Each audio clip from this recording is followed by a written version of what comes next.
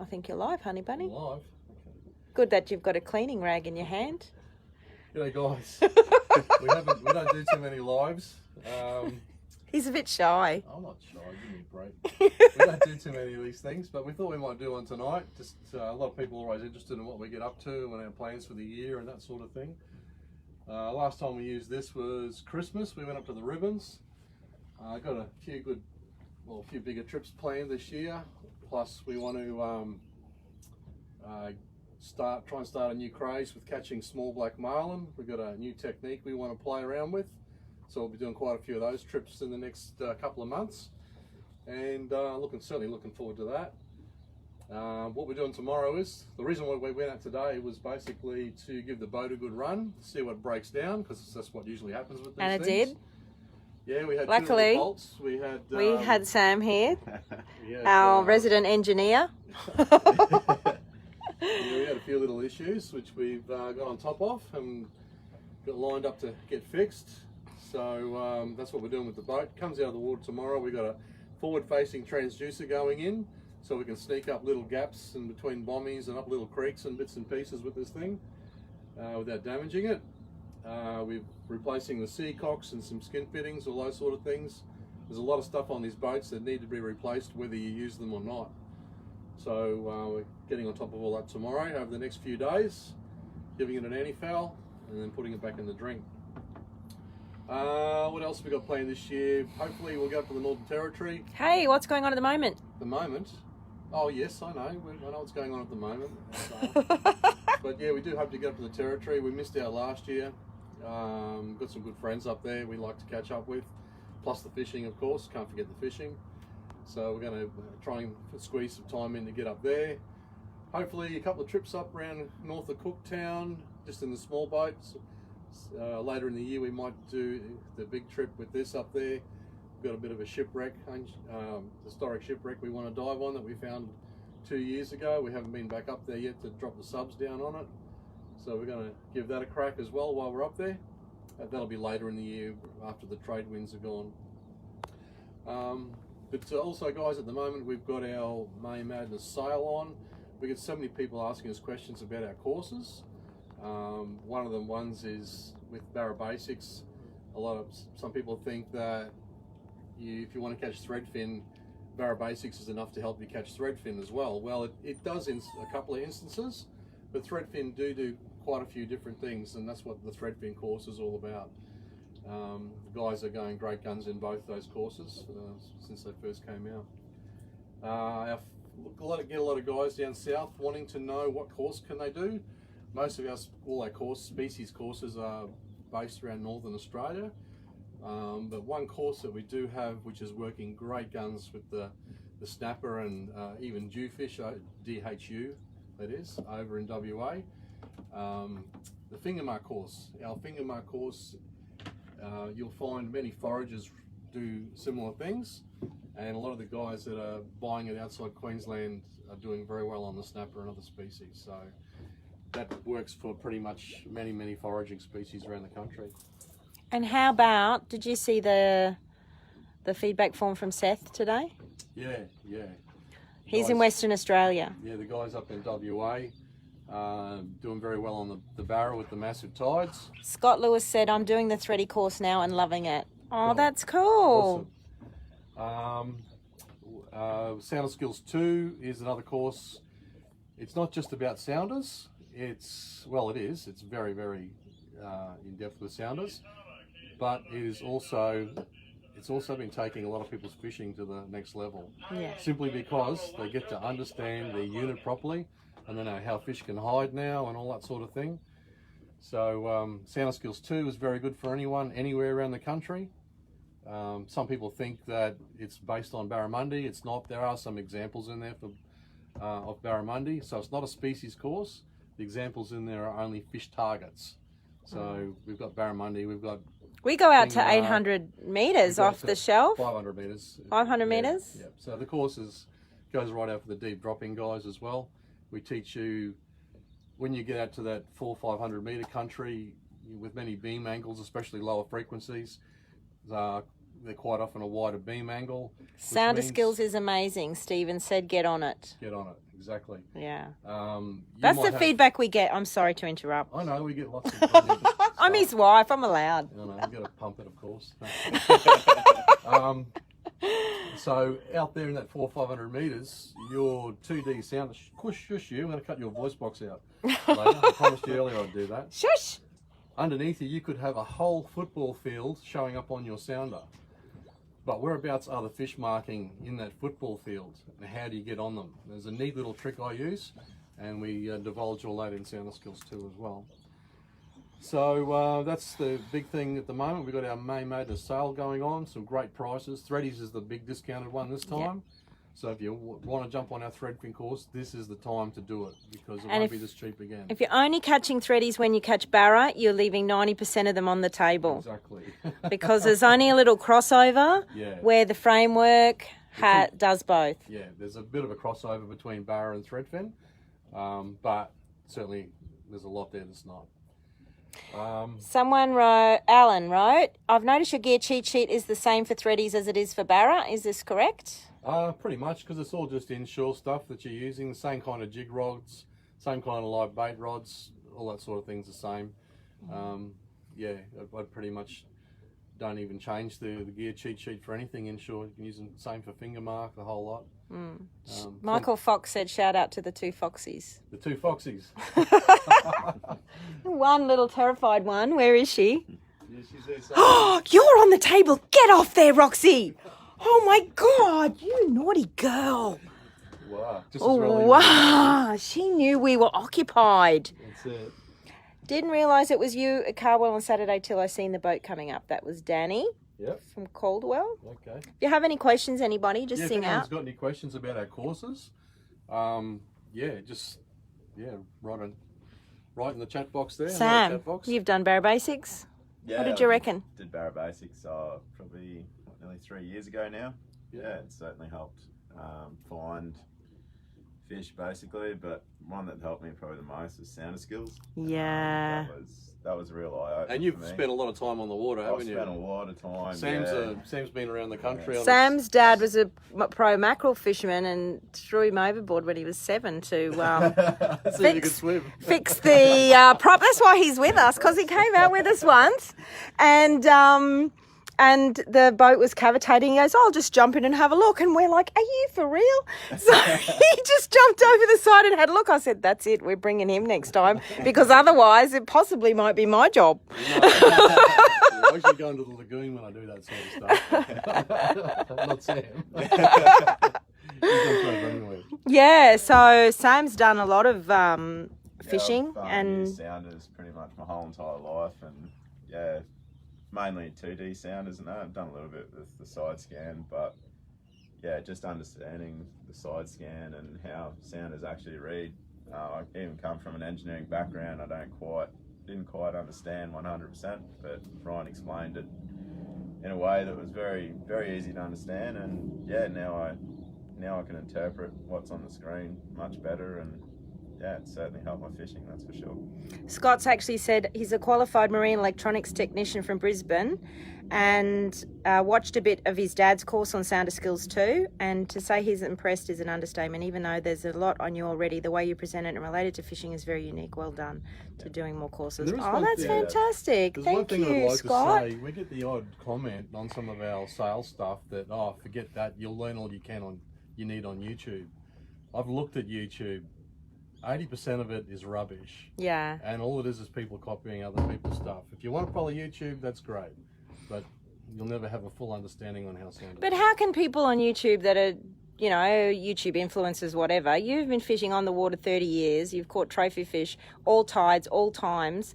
How is it possible for someone to just pick that up? I mean, a lot of the stuff on YouTube is out of the box, using what button to push. There's a lot of technical stuff on there, which your is okay, stuff is very different. It's about how to catch fish with it. The practical side of things is very different, and you won't find anything on YouTube Steve Newby said, are you accidentally anchored on any particular fishing spots at the moment? Yeah, well, I was looking on the way in, but we've only got a little area here where we can anchor, so I did find a little bit of rubble, and of course that's where it is. And how about Steve? He did our thready course in Brisbane. He since said he fishes a lot, and in the last 2 years he's had 5 days where he hasn't caught a fish. The rest of the time he's always caught a thready. Yeah. Decided he wanted to catch a barra, did the barra course, drove to Rocky, and what did he get? He's got two at 128. Didn't he get a 130 on the last trip just gone? Was it I don't know. I can't remember. How many have you got over 120, Steve? I think he's got 4 or 5 over 120 now. And he just goes up for a week. Yeah. To Rocky at the right time, at the right tide, because we teach you where to go when. Drive from Brisbane. Yeah. So, Steve-O's done very well. He's yeah. One of our star students. That's for sure. Second, that YouTube is full of red herrings. And the thing with sounders is you don't know it's a red herring because unless you jump over the board and have a look, you don't know. Like how many times... And we argued, we nearly got divorced over sounder skills too. Because, and every other course. Because for some reason, I don't know why I don't believe him half the time. I think just because he's my husband. And so at one stage there, what was it? The different ground. You're like, no, that's not different mud or hard, that's going down the side of a ledge. And I'm like, no.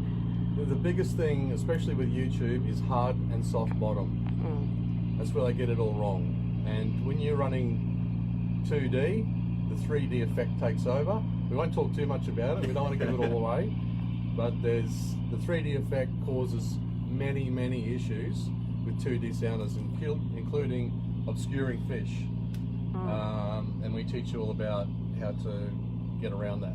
Yes, we do. Michael Fox said, next time you're on the Gold Coast, I'll take you flatty fishing. YouTube is fake news, he said.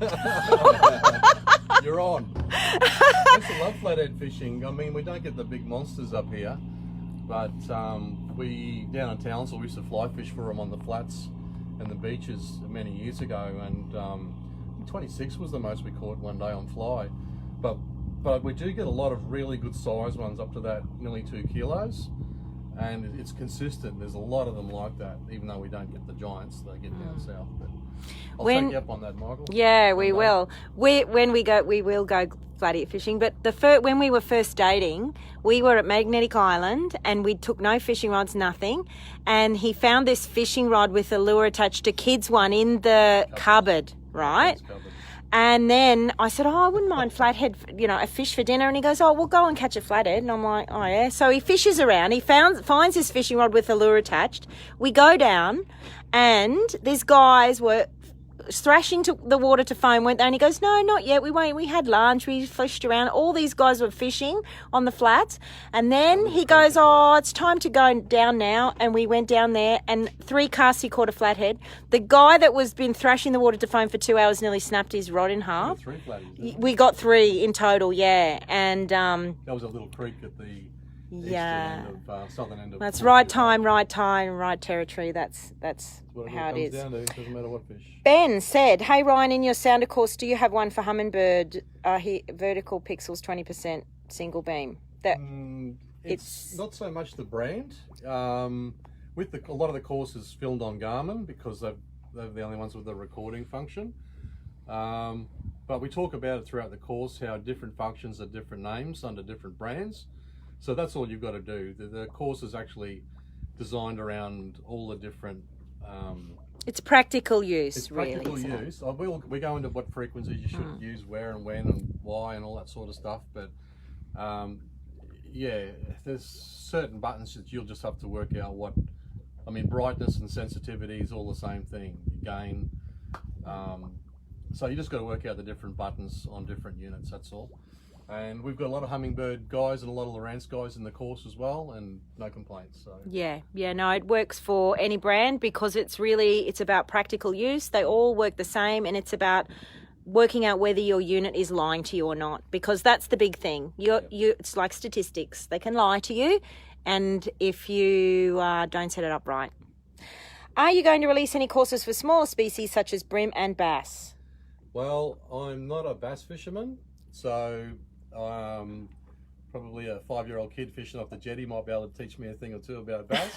So I don't think I'll be doing a course about bass, but we might link up with some specialists in the fields. Yeah. And you know what? Sounder Skills too will help with that, because we do that creek demo, and we do look, I make sure that he looks for little fish, because I'm like, some people just aren't always chasing metre plus fish. So we're looking for bait, we're looking for brim, we're looking for smaller. Yeah. So the Sounder Skills 2 does have all different sizes fish targets, and in the creeks, side scanning up under the mangroves, it's in Sounder Skills 2. Yeah. Is that cans in the background? Yes, it is. We live on the other side, but we thought, well, we've got to pull the boat out of the water at 6, so we might as well sit here and sit here for the night. I'm finding my fishing is more confined to the rivers in between school times. Is there any tips on trying to locate live bait in the rivers? We've got a few on the blog, but mostly our live bait stuff are in the species courses. Yeah, that's in the species courses. Yeah. In fact, there's a really good one on Barra Basics, and a few people have said it's worth the price of the course alone, just because they go out catching live bait at high tide. When realistically, when you learn the few little tricks of the trade, it's actually the easiest time to go and catch bait. Yeah, but so yes, have to do one of the other courses. Although we have been talking for a long time about doing a live bait course. I have prepared half of it. We just haven't filmed it. Now that we've got Kane. Yeah. And if you haven't seen our YouTube channel lately, go and watch, because Kane is an Australian award-winning cinematographer. He's come on. He's been doing our videos for us. He just jumped off the boat, actually. Got some really good footage today. He's a good lad. And so the quality is really good, and we don't have to edit anymore. Yeah, so we've got a lot more time on our hands to make new courses, because that's what, because we produce blogs, free blogs for the people that can't afford the courses. It's really time consuming, and now that Kane's helping us with that, we'll be able to make more courses. Yep. So put the camera on the dogs. Oh my God, that's Les. Les is the breeder of this one. There you go. She was terrified today, Les. She just doesn't like being in the boat. Roxy, however, is a sea dog. Yeah, she doesn't like us going She doesn't like fast. the roaring diesels and the outboards and stuff. So there you go, Les. There's your little clip of the dogs. Do any good sounders pick up good mud crab holes? High frequency side imaging will certainly pick them up. And I've got imagery. I've just taken the GT56, the new UHD transducer from Garmin. We took it out the other day, and the outline of stingrays in the bottom was amazing. We'll put some posts up in the coming week or so. Hey, didn't we come in over a whole heap of prop? Although they're ship's props, that's a bit different. You can pick up propeller marks off even a low frequency will pick them up. So, do you come to Makai? We'll be dedicating my time to find wonky holes since doing the course. We do want to do a lot of road trips. We were talking about that today, actually, with Sam, about Ryan wants to take the boat north. I want to take the boat south. So we might have to toss a coin. I'll take the part with the motors. But yeah, we are planning on. We actually just drove past Makai, but we didn't have time to stop. But one of our students, Chris Ballard, lives in Makai, and he does so well on the Barra. So we have been saying we're going to go and visit him. Well, it's not just that. We finished Rocky. We got what we needed in a couple of days, so we were going to fish. I was going to fish Makai if the weather was good on the way back. Go and look for some wonky holes. But as it turned out, it was 25 knots, so we fished Peter Faust on the way back. And had a great session there. We did move, just over 25 bites on the one spot. It was so beautiful the night before when the sun went down. It was just so lovely. It's a bit like now, isn't it? It's just how nice is this? Except someone forgot the beer. So that's a bit of a oopsie. Hey? Oh, well. Jason says, hi Ryan, long time stalker, first time caller. Why do nannies bite in some areas better that at night and not during the day? That's a variety of situations. It can be barometer related, could be tide related. If you go back there one set of tides and the fish are doing a different thing, because it's probably got something to do with the run. They could be thinning out with the bigger tides and that sort of thing. They start to forage after a while. We mostly catch them in the day, though, don't we? We mostly catch nannies in the day, yeah. Yeah, because don't bother with them. We go to bed early. I'm a nana. I'm That was a fallacy years ago. Everyone thought you could never catch finger mark in the day. And same Nanny with guy. reds in the old Nanny days. guy. You can't catch reds in the day. Got to go at No. night. That's all we do is catch them in the day. So, Yeah. Except unless we accidentally anchor on a finger mark spot. yeah, I've Like done that before. when we go, I don't want to go fishing on this trip. I just want to go beach combing and playing with the dolls and relaxing. And next minute, 8 o'clock at night, he's out fishing, catching fish. So Wonky Holes, old Dion, Wonky Holes are underwater springs that come up. And if you go to our website, ryanmoodyfishing.com, or Google Ryan Moody Fishing Wonky Holes, there's some stuff on there. And we have a course on how to find them, which is helping people going gangbusters at the moment. It's mainly the northern part of Australia northern as well. part. It's mainly from Fraser Island north. Yeah. When you get those areas where the shelf comes right in close to the coastline, which is a large area of southern Australia, they don't really exist. But there's places like Port Phillip Bay that wind out that are shallow plateaus. You know, I've often wondered whether they Have to go and have a look. Yeah. So if you're a southern angler, the best course to do is Sounder Skills 2. Yeah. And after that, finding finger mark, funnily enough, is catching all sorts of fish down south. People, because fish with a foraging habit have The similar funny part- habits with... The funny part about it is the guys that are catching snapper using the course, it goes against the grain of everything else that they learned about snapper fishing. Yes, but you did say that they'll probably catch snapper. And it's very subtle too. Some of the ground that you find them on, most people don't realise. In fact, we went out with a well-known fisher in Brisbane, and you kept saying, oh, that looks good, and he kept driving over it. And at 2 o'clock in the afternoon, he said, oh, why don't you drive, Ryan? And you went straight back there, boom, boom, boom. What did we catch? Pearl perch, wasn't it? Heaps of pearlies, yeah. I'm running a Garmin UHD 95 and I'm having trouble picking up side scan images. Can you briefly explain the settings? Best do Sounder Skills 2. Yeah, do sound It's like too hard, yeah. If you're not picking up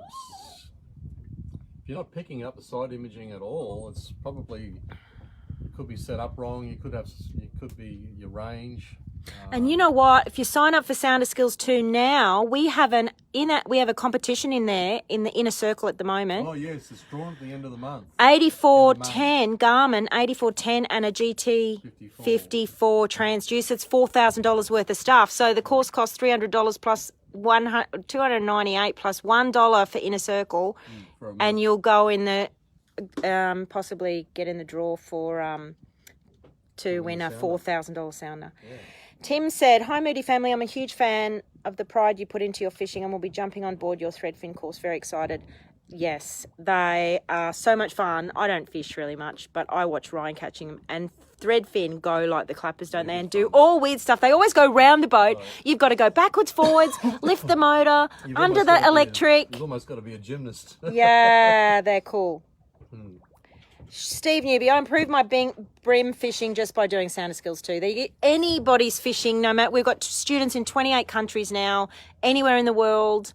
Anyone that follows us, anyone with a boat or a kayak, do Sounder Skills 2. If you know what your sounder's telling you, of course your fishing is going to improve. Yeah. It doesn't matter what species it is or where you are in the world. Any tips on keeping the vinyl clean like your boat? Vinyl? It's only a year old.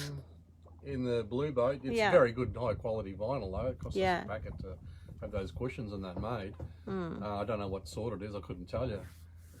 But we've got Paul from Coastal Coverings in Cairns to do that, so he might be able to help you out there with what that vinyl was.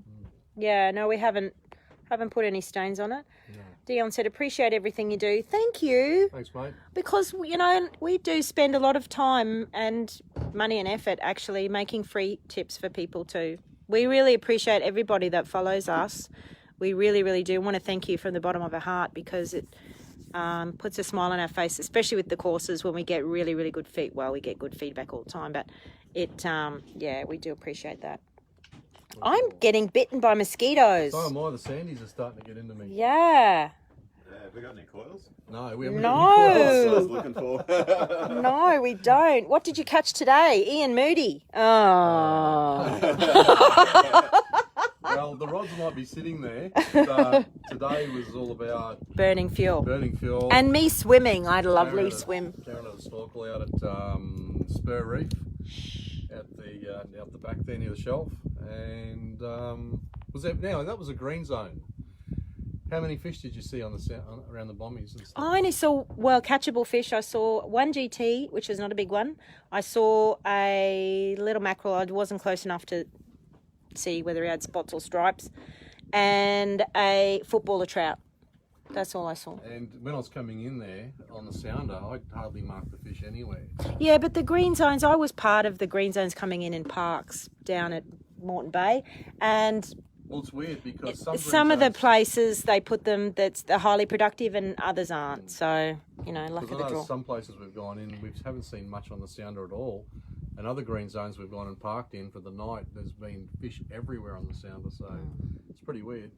Will you stop in the Whitsundays on the next trip? Definitely. Yep, we'll be calling them there. We'll probably have to get fuel anyway.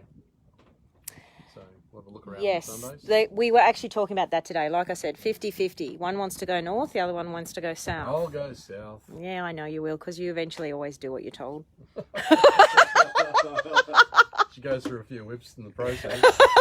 You do break a few whips. Got a tough old hide.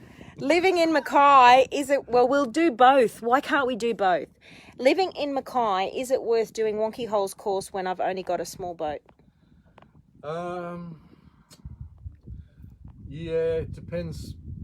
It really depends on the time of year, I guess. You don't want to be going out there in a small boat around the trade winds, even if you only get small gaps between the trade winds, and you don't want to go out there and break down in one of those gaps. Because they're closer up here. Stuck. Yeah, they're closer. The wonkies are, no, there is wonkies in close down there, but you still have to go out, 15 to 25 miles to get to the closer ones. And we don't want to suggest anything that's going to put we anyone don't in want any to send anyone danger. out there and little boats getting into trouble, that's for sure. Jason said, I catch all of mine during the night, nothing during the day. That must be going back to that previous question where we were talking about night and day. Yeah, okay. I'm keen for the live bait course, guys. Keep us posted. Yes, we will. We will. Love all the knowledge you guys have. I take everything on board. I'm hitting the Noosa River for 3 nights this weekend, chasing Jackson lizards. That's Michael Fox, who's going to take us flatty fishing when we go down there. So we can catch the elusive 3-metre-y. Yeah. Is it worth doing the sounder courses for people who use Furunos because Furunos don't lie? Hey, when I met him, you had Furunos. I've used Furuno, I've used Hummingbird. Yeah. I've used pretty much them all of them over the years, except Lawrence. And the Furuno, we do have specific 2D only sections for people that don't have side scan, because for years and years and years he still caught thousands of meteries before side scan was invented, and we just used to do circles, round and round and round in circles, map it all out in your head, didn't we? And then we would anchor up sideways and he'd go, there's a 102 there, and point to the water, and a 96 there, and a 105 there, and I'd go, that's below, because I'm a marine biologist, and I'm thinking, that's crap. Yeah, I know. I took you out that day on the bowling with you. Yep, and he tells me there's a 96 there, 102 there, 103 there, and I'm thinking, what's this bloke? After we've just gone round and round and round in circles for bloody 15 minutes, I'm thinking, time is money, dude. What are we going round in circles for? Then anchored up sideways, and it was winter too. Used a live prawn, threw it in. This was 20 years ago. And 30 years ago, and you said, just about 2 feet further to the right there, love. And I'm thinking, really? So sure enough, threw it 2 feet further to the right, bang, and we caught 96, 103, 102, one up exactly where he said they were. And then he said, that's a finger mark, and then we caught a finger mark. And I thought, as a marine biologist, why do we put nets out and kill all the animals? We just need Ryan to run up and down the river and count the animals and tell us what they are and how big they are. You can do it with side scan these days. You can estimate the size of schools. Well, that was before we made sounder skills too, and I couldn't find anyone else that was good as you at using a sounder. So, but now possibly we could train people. So there you go. Using a Furuno, yes indeed. The midgies are going to get you guys. They are already getting us. We're going to have to stop soon because we're getting bitten really badly. This is just a window on dark. They'll be gone in 15 minutes. Yeah, okay. Savage, they're even biting the dogs. Gavin said, are you still doing charters? No, he hasn't done charters since. No, I retired nearly 3 years ago from charters. Yeah. When will you go back to Rocky to target our threadies and big Barrett? We were there 2 weeks ago. Yeah. Take a look on our blog. 3 4 weeks ago. We got 3 weeks ago. big threadies and big barra. We went down to catch a 130 barra. We didn't get, we got like a 120, I think, barra. But we got some beautiful big threadies. It was Just before great. we got there, they opened the gates and the Fitzroy became a great big mud puddle. Yeah. So, but there's certain areas, that's the best thing about the Fitzroy. You got there's a couple of big catchments down there where you can go to get away from all the rubbish water and stuff. So that's exactly what we did. Plenty of wonky holes down here in the Whitsundays. Yes, there are. Yep. How do you find the big tides and how they affect the barra in Makai? Actually, I won't give away the trade secrets, but big tides are actually plays in your hands basically. And you It know, sends the fish to certain areas yes. and they become a lot easier to target. And we just got a wonderful feedback form this morning from Seth Wright, which I actually did post on our Facebook group about Barra Basics in Western Australia. And they got massive tides over there. Yeah. And he loves it. So big tides, not a problem. We've got advanced videos in there for big tides. And Chris Ballard's one of our most successful students. Big tides, Makai. Yep. Why Garmin? Why Garmin? Basically because they are leaping ahead in a massive way. First ones to bring out live scope. Other people have made attempts at live scope as well, and it's nowhere near as good. Their GT56 now, the ultra high definition, the new transducer, absolutely amazing. I wouldn't be going around saying Hummingbird's any better than Garmin in that respect, because some of the stuff coming out with them now is just absolutely incredible. The reliability, Garmin's very, very reliable. Them and Furuno are the ones that break down the least. And it was a deep water transducer too, wasn't it? Because so you got your shallow water UHD. It's got something for everybody. Shall we put this backlight on? And the best thing about How do we Garmin put is the backlight on? the GT56 transducer. The Garmin also have the GT51, which is a low frequency, deeper offshore side imager. So in 100 metres of water, I can still see the bottom out to 175 metres either side of us. They'll do. Yes, we need the deck lights I've got to on. turn the Jenny on to get the floodlights on. Oh, well, come on. Show us how it's done. Oh, do you want to go in? So maybe we should go inside. Will be better if we sit inside. That's better. Come and sit here, honey. Yes, and we'll shut the door because we're actually getting eaten. We should have went out to False Cape or somewhere. Yeah. We might have to do that yet if they don't go away. No, they'll be all right. Oh, we've got the front hatches open. Should we shut? We'll shut the hatches and then we'll put the gen set on. That's a good thing about a big boat. Light off is a better look for Ryan. Oh, that's nasty. Wow. Send us a picture of you. Yeah. Darling, don't believe that. I think you're very sexy. Okay, that's it for questions. No more questions. No more questions, and we just came inside to get away from the mozzies. Has anybody got any more questions? Because otherwise we're going to go and have dinner. Yep. No That questions. girls. Roxy wants dinner. Do you want dinner? Yum yums? Yum yum. Yes, you do. Me? And how about you, Grace? You've been terrorised today. Poor little poppet. She doesn't like it when it gets to over 20 knots, does she? Karen, push him overboard. He knows all about that during his ABT and Townsville Billfish comp days. Overboard. That's Ian. Ian, overboard. I got thrown in the water back at the marina when we won the tournament, but that was about it. That's the only time I've ever been overboard. He can't remember that, Ian. No. By the way, Ian's his brother. Ian does our charters now. Yeah, he does. Yeah. So that's it. So, All right, we'll have to do these from time to oh, but I'm still getting bitten by mosquitoes. Sorry, people, for a shaky video. time. We will have to do it at a different time of the day, though. No more mozzies. Yes. What would you guys consider running a comp for members who can take Ryan out for a trip and some tips? Would you consider running a comp for members who can take Ryan out for a trip and some tips? We do actually. Yeah. If you get on our newsletter, once a year we draw it and we give away a trip out with Ryan, either in your boat or ours, and So you can sign up at ryanmoodyfishing.com. And it's not regarded as a charter because they don't pay. No. Barra big tides equals chase stability. I'm not sure. You have to do, best do Barra Basics. That explains all that. Yeah. Yamaha outboards, thoughts? Yammies. Got some friends that have got Yammies. Everyone seems to be pretty happy. Ian's got Yammies now as well. And yeah, I think they're a pretty good engine. Always been very reliable, the old Yammies. Yeah. Any benefits to trolling baits for things like Mackey's over lures? Depends on the mood that the mackerel are in. Basically, I don't even troll. We mainly jig slices for them nowadays because they can be in a non-responsive mode, all held up down deeper. But there's something about retrieving something vertically past them fast that just drives them insane. And you can get Spaniards turned on during a period of the day where you will never get them trolling lures or baits for that matter. But yeah, I guess baits would probably be a little bit better overall if you're just going to troll lures or baits. Yeah. Do you do one-on-one face-to-face courses? No. No.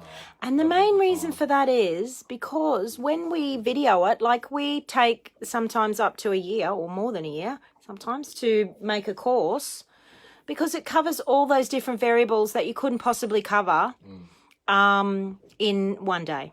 So you're actually better off because of the different variations, and you cover all the different scenarios and talk about all the different scenarios, and then you know why, so that when you see a combination of that, you can work it out for yourself what to do. So basically we're teaching you to think like him. Our courses teach you to think like Ryan, so it's not one-on-one's helpful. Be careful.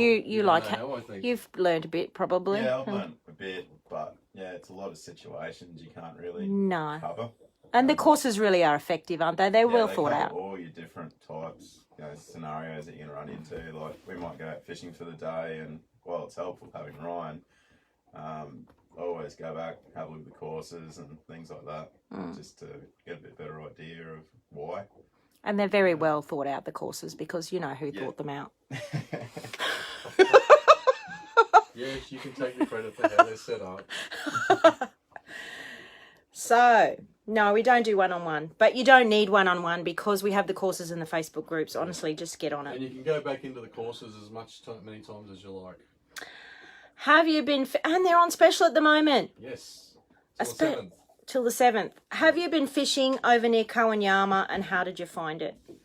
No, I haven't done much up that way at all, so can't really talk about that just yet, but hopefully we'll get up that way one day. We were actually planning a trip to go round there. It was my fault. We're supposed to be leaving now. We were supposed to be leaving now and going all the way round. Sam was coming with us and I pulled the pin because I had to prepare too much. It was giving me, I actually had a bit of almost a breakdown over getting everything ready for us to go. So it's my bad, guys, but we're rebuilding the website. We're rebuilding the website. We just had too much on, but we will soon be. We've hired Kane to help us, and now we've got Sam helping out with the boat as well, a bit part-time because he's got a business as well, but you'll have to leave that and just come and stay on the boat with us, Sam. We love having you. We love having you.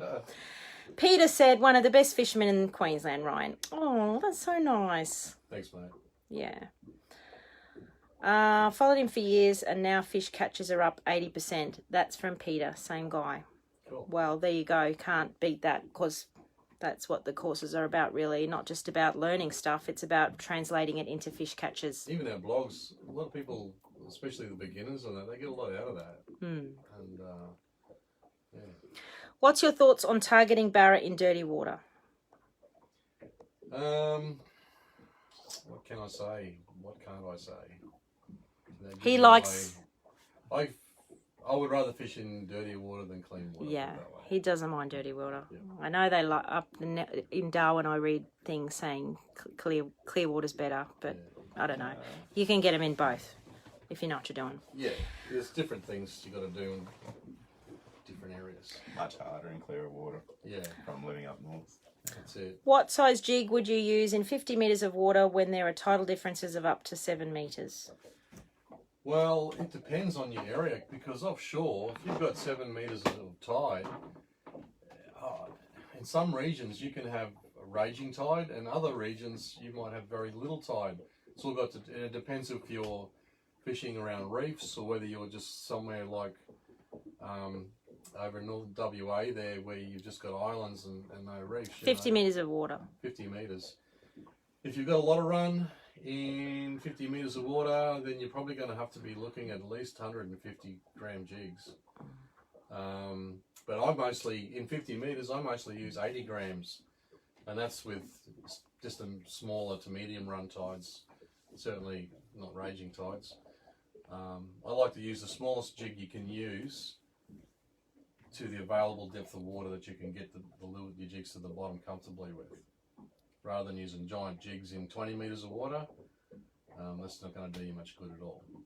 So, is there more barra down in the Fitzroy than Hinchinbrook? there's a lot more bigger barra down in the Fitzroy Yeah. than Hinchinbrook. Didn't we see them going past on the sounder? There's a lot of, the thing with I think that saved central Queensland over the years is the massive tides, and which, even though it's a net-free zone now, I still think it fished pretty well back before the nets, because having those big running tides over such expansive areas, it's just a lot harder for the netters to put their nets in. There'd only be certain times and that they could do that in the Fitzroy itself, or any of those bigger rivers down there. Most of their work would have probably been on the flats. So what's happened down there is basically a lot of the larger fish have been able to grow a lot larger since the net-free zones come in, and that's why there's so many 125 centimetre plus fish down there. They're just growing right out now, and it's good to see. Have you noticed a difference in reef fish stocks now than 20 to 30 years ago? Oh, definitely, without a doubt, especially around major centres. Of course, there's lesser reef fish, and yeah, it's just one of those things, I guess. Your population. I mean, realistically, Queensland Fisheries should have had more realistic bag limits a long, long time ago. But yeah, they're doing it better now, but could have been done better a long time ago. But you still, I mean, that's what the course is. We're actually thinking about doing a reef course. Yeah. I don't actually fish the reefs a great deal anymore. I mostly look for stuff out in the middle of nowhere. He likes finding his own finding new spots. Does he like finding his own spots? Yep, spend most of the time. Do we spend so much time looking, and then he'll go, look at the fish on that, and we'll say, great, are we going to fish it? And he goes, I'm not pulling them up from 40 metres of water. So we have Sam today, and our cameraman Kane quite often fishes instead of you, don't we? Yep. Because he doesn't like pulling them up. It's hard work. Yeah.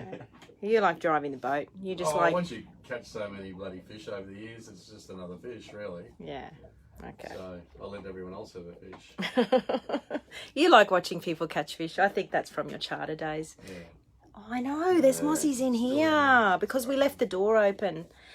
When you're at the Fitzroy where the tides neap, I thought they were quite big for threadies. If you do a thready course, you can catch them any tides. Yeah, they just do different things. Yeah. Would you be interested in helicopter fishing? We went heli fishing. We went heli fishing in Darwin, and that was the most amazing experience. It was one of the best days of our life. Yeah, we've done some crazy stuff over the years, but that was... If you Google Ryan Moody heli fish, we made a video of the day, and it just got better and better. Every time we landed, we thought we couldn't get any better, and it got better. Yeah. It was just so crazy. good. Spotting them on the beaches out of the chopper and then landing on the beach and following the school along the beach, flicking lures at them. So good. If you get a chance, and we were shocked, it was not that expensive. Like, I thought it was like a chopper for a whole day is going to cost like 10 grand.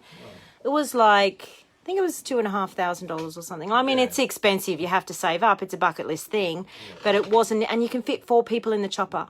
3. 3 in the little one. 3 in the little chopper, 4 in the bigger one. So you could get it down. It probably works out somewhere between about $1,000 per person I don't know, you have to bring them and find for a whole day, and it was amazing. On the way back, it was the best part wasn't even fishing. No. We pulled up at, what's the name of the national Litchfield? park? Litchfield, is it? No, that's in Queensland. On the way to Dundee, what's it called? Anyway. Tip my tongue. Anyway, there was a massive escarpment there with this massive waterfall and running down it. And old mate, I forget his name, he put the chopper right on this rock on the edge of it. With the tail hanging off. Hanging off the edge. And we went to this waterfall. It was just amazing. We landed Incredible. like on the side of the waterfall and went swimming in the waterfall with the tail hanging of the whole chopper. The only time people could get there. is in the chopper. It was amazing. And we didn't want to leave. It was like, no, we don't want to go back now. And we had to go back. How good was it though? It was just amazing. The most beautiful spot. Yeah. Taught him everything he knows, Ben Johnson. Benny boy. Oh, dearie me. Do they stock Hinchinbrook with fingerlings, or is it just naturally, or are they naturally bred? I think Hinchinbrook's mostly all natural. I don't think they have any fish releases in the Herbert. No. No. They don't really release natural. many fingerlings in the wild It's because more they in all get pounders. eaten. It's a bit of a waste of dollars, unless they have to grow them out quite big. And whereas in the dams, the only other thing that's going to eat them is other barra, maybe. Ian, he does have this is Ian Moody. He does have a talent for finding new stuff. I've seen him enough since I was a kid. Yes, we do that. We do spend a lot of our time finding new spots, and that's why he's so good with a sounder. Really, I'd rather drive around for 2 or 3 hours. Yeah. Find something that's untouched. have a good session. And then you have a good set. You know, you can catch all the fish you were going to do in a day anyway, and find something good and new. And really, it's like yourself, it's you know? and the hunting of it. Like we have done a couple of road trips before, early days Barra Basics, and we would catch up with the Barra Basics guys, and they get the iPad out and look at spots and whatever, and just working out. You know, it's really catching fish with skill instead of luck, isn't it? A couple of the guys have said, used to go fishing and it was unlucky fish. Now I really have such enjoyment from catching them with skill instead of luck because of what they've learned. And it's, like you. So what would be your top pick for a 5 to 6 metre sports fishing boat? That's from Ben. From who? Ben Reynolds. 5 to 6 metre sport fishing boat. There's that much on the market that I haven't even been in, so it's hard to comment really, but I know I'm very happy with our 6.5, our Northwind. It's an old Cairns Custom Craft design, built by BME NQ, just around the corner here in Cairns. As far as a production boat goes, though, I really haven't been in many production boats. No, he's a bit fussy with his boats. He likes to have them custom. We did have a bonito for a little while. We went out because we were making wonky holes and it was too punishing to go out in the punt. So we got the bonito for a little while. But everything was in the wrong spot. And being fiberglass, we couldn't change anything. Whereas when you get a boat custom built with alloy, you can do what you want. And he likes things where, well, we both liked things where we're used to having them, and all the deck space that we get when we. So BME NQ in Cairns built our Northwind, and the only mistake we made was we put a pod on it, but it wasn't a full width pod. And raised the nose a bit, caused a few problems, so we had to fill that in at the end. But they know that now. They won't make that mistake. Well, it wasn't their mistake, it was ours. We changed it. How good is the boat now? Oh, my God, it's really good. It's unbelievable. Yeah, very comfortable. Very comfortable. Do you fish any Makai areas? No, we have got to get down there, though. A lot of our students are doing well down there. We do need to get to many places, actually, so... It's just finding the time and getting these road trips in place. Yep. So, but we've got lots of students in Makai doing very well. Yeah. So I want to do one of your courses, but I can't decide which one. I live in Cairns and fish from river to reef. Well, you can take your pick. I would probably do finger mark or wonky holes up this way. Barra. There's a lot of barra in the inlet now since the net-free zones came in. We went out the other week and had a look around and found some stonkers. But, unfortunately, that suddenly changed come through that morning, and They didn't buy it. Oh, we had one on first cast. Remember? Yeah, first cast. And then the tides slowed. You see, there's one in. No, there's one in. Cast it. No. Anyway, but we'll go back and give them another visit at some stage. Yeah, wonky holes. But if you do wonky holes, you want to do Sound of Skills too as well. Yeah. Oh, definitely. Doesn't matter what course you do. Everyone should do Sound of Skills too. Yeah, exactly. So, how do you find fishing the Daintree? Daintree, haven't done big heaps in there. It's one of those rivers that might run a little bit too clean throughout the tidal spectrum. There are barra up there, but certainly not in the numbers that you would get around these creeks and rivers further south here that have a lot more mud. Because our big lagoon country. It's the mountains come straight down into the river, whereas here it's a lot more swamp, especially Townsville's all swamp, the Gulf all swamp. You can kind of not the best for barra, but good for jacks. Finger mark out the front there. Wonky holes. Wonky holes. Out the front of the Daintree is just mad. Yes. So. Sound of Skills too, wonky holes. The helifish was an invite for Townsville. Oh, heli-fishing from Townsville. Oh, okay. Is that like going up into the... send us a PM, Dion. That would be really interesting. Yeah. Because I think some of the guys went up and did heli-fishing and caught some jungle perch. Was it? Up in the headways? I can't remember. I don't know. I don't remember seeing that. But... Don't remember seeing that. Okay, well, must be getting close to dinner time. Yep. Terry the tapeworm standing up. Yep. So if you have any questions about our courses, you'll see in the comments. Lots, few people have done them, love them.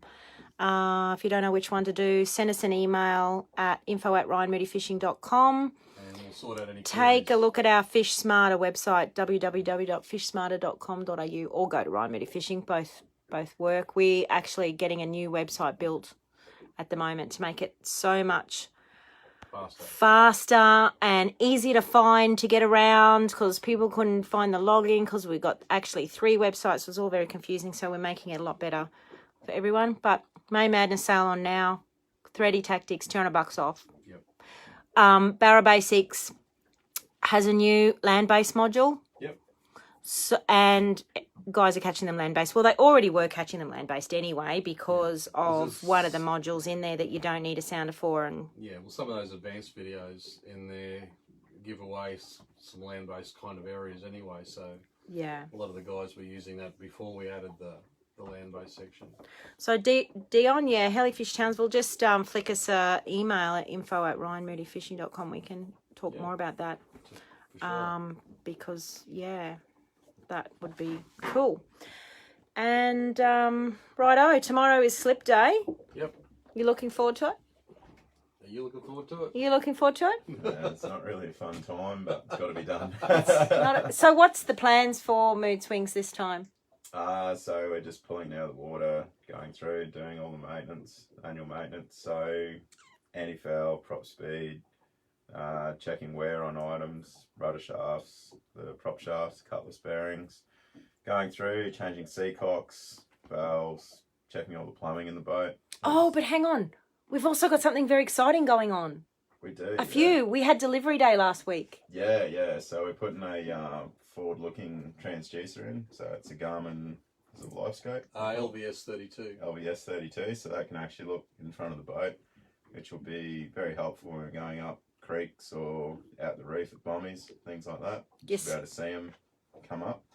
I think it looks out about 70 metres. Yeah, about 70, 80 metres effective. Very effective. Yeah. Depends on the depth of water. Depends on your depth. Totally. Yeah, but that's, especially in dirty water, finding creek mouths and things like that, navigating a big boat can be quite difficult because you can't see in the water. So, and when there's cloud cover coming into getting in close to the bommies and stuff like that, you it's when it's sunny, it's great because you can see them. Yeah. But when I stand up the front and look for them. What do you call them? No, No, Gibbers. gibbers. Look for Never gibbers. heard of a rock called a gibber. Who has heard of a rock called a gibber? Am I the only one? He goes, get up the front. Oh, he didn't say get up the front. He said, would you please go up the front Wandering up the front and look for gibbers? And I'm like, what? Gibbers? What's a I was gibber? wondering why she was looking in the trees. So anyway, apparently gibbers are rocks. And so with the forward-facing transducer, it's some additional information. So, you know, if it saves a set of props, I mean, it's 10 grand and, you know, you're stuck in the middle of nowhere. And oh my God, we all don't sorts of want to things. hit anything in No, this we boat. really don't want to hit anything.